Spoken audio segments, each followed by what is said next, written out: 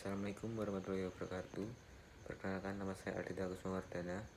Kali ini saya akan mempresentasikan tugas makalah kewarganegaraan yang berjudul Penyerangan Website Kabinet RI tahun 2020. Latar belakang: situs sekretariat kabinet yang beralamat setkap.go.id mengalami peretasan pada 30 Juli 2020. Hari itu situs setkap tidak bisa diakses dan berubah tampilan menjadi hitam dengan foto menampilkan demonstran membawa bendera merah putih. Di bawahnya bertuliskan keterangan Padang Black Hat 11 Anon Illusion Team BWNet by Fit Lutfi.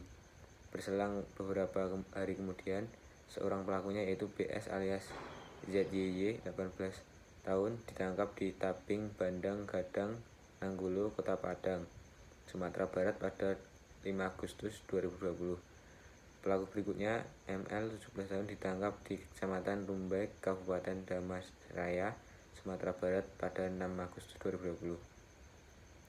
Kepala Bagian Penerangan Umum Divisi Humas Polri, Kombes Pol Ahmad Ramadan menyatakan BS diamankan di Bareskrim Polri. Sementara itu, ML diamankan di Balai Pemasyarakatan Anak Cipayung, Jakarta Timur. BS dicantum diamankan di Bareskrim Polri, sedangkan ML diamankan di Cipayung, Jakarta. Karta Ramadan dalam konferensi pers yang digelar. Perumusan masalah. Rumusan masalah dalam penelitian ini adalah: 1. Bagaimana serangan hacking terhadap situs kabinet dapat merusak situs negara. Tujuan penelitian yang hendak dicapai dalam penelitian ini antara lain: 1. Bagaimana upaya penanganan kejahatan peretasan atau hacking. 2. Bagaimana tindakan penegak hukum terhadap peretas. Yang selanjutnya, manfaat penelitian. Hasil studi ini menambah dan memperkaya keilmuan, khususnya tentang putusan pengadilan terhadap tindak pidana kejahatan peretasan, terutama perkara peretasan website Kabinet RI.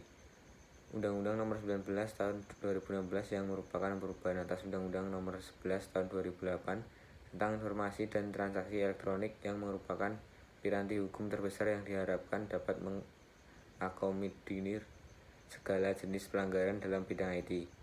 Di samping terdapat perlindungan hukum, di sana juga terdapat ancaman sanksi pidana atas pelanggaran yang dilakukan. Selanjutnya, tinjauan pustaka. 1. Pengertian peretasan.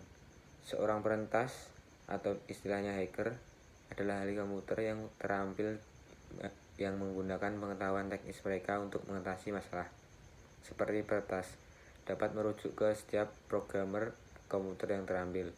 Istilah ini telah menjadi terkait dalam budaya populer yang dengan peretas keamanan. Seseorang yang dengan pengetahuan teknisnya menggunakan bug atau exploit untuk membobol sistem komputer. Hasil penelitian dan pembahasan. 1. Penegak hukum terhadap tindak pidana peretasan atau hacking. Kejahatan mayantara cybercrime yang timbul akibat adanya kemajuan teknologi yang begitu pesat dan banyak mengakibatkan dampak negatif dan positif dari adanya teknologi tersebut. Dampak positif dapat berupa adanya email, internet banking, serta hal-hal lain. Namun, perkembangan ini juga membawa pengaruh negatif seperti adanya tindak pidana peretasan hacking yang dilakukan guna untuk memperoleh informasi atau data-data penting lainnya. Tindakan ini dilakukan tidak hanya semata-mata untuk mencari keuntungan dan menemukan titik lemah dari si target. Kejahatan ini dapat digolongkan lebih relatif baru jika dibandingkan dengan kejahatan konvensional lainnya. Meskipun kejahatan jenis ini muncul pada awal tahun 1961, ia tak sepopuler kejahatan konvensional yang mudah dijangkau oleh telinga masyarakat.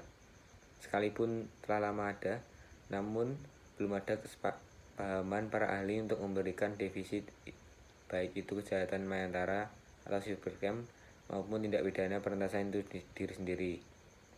Kendali demikian, telah banyak yang memakai istilah cyber, kejahatan dunia maya, kejahatan virtual, dan bahkan menggunakan istilah cybercrime. Kemampuan membuat suatu program yang disalahgunakan oleh seseorang yang tidak bertanggung jawab menyebabkan terjadinya sebuah pelanggaran norma atau hukum yang berlaku guna merugikan beberapa pihak yang telah sejak awal menjadi target sasaran.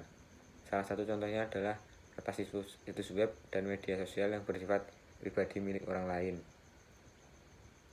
Ketentuan yang secara khusus mengatur mengenai tindak pidana peretasan telah termuat dalam pasal 30 ayat 1, 2, dan 3 UU ITE.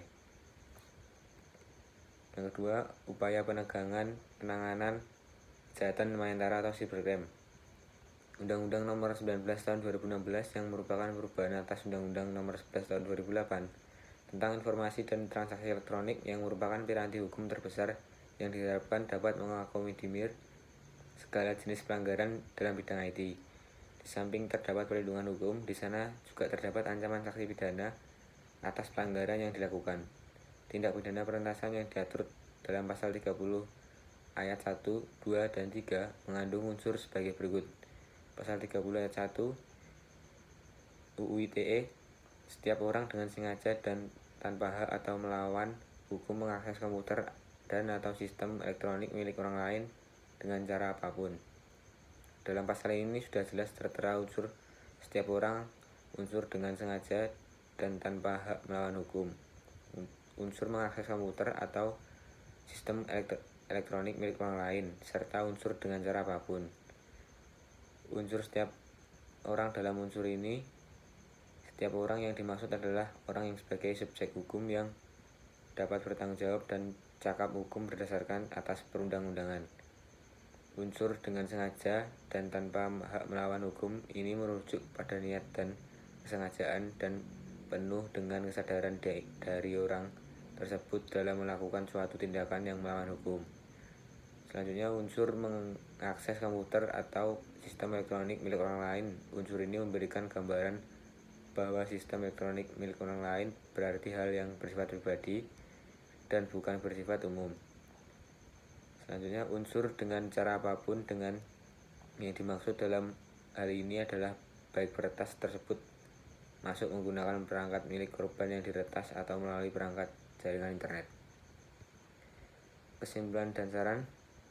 Untuk kesimpulan, berdasarkan hasil dari pembahasan di atas, ada beberapa kesimpulan yang dapat dibuat, yaitu pertama, penegakan hukum yang dilakukan terhadap tindak pidana peretasan atau hacking yang tergolong ke dalam ranah kejahatan mayantara atau cybercrime dilakukan dengan menerapkan Undang-Undang Nomor 19 Tahun 2016 yang merupakan perubahan atas Undang-Undang Nomor 11 Tahun 2008 tentang informasi dan transaksi elektronik.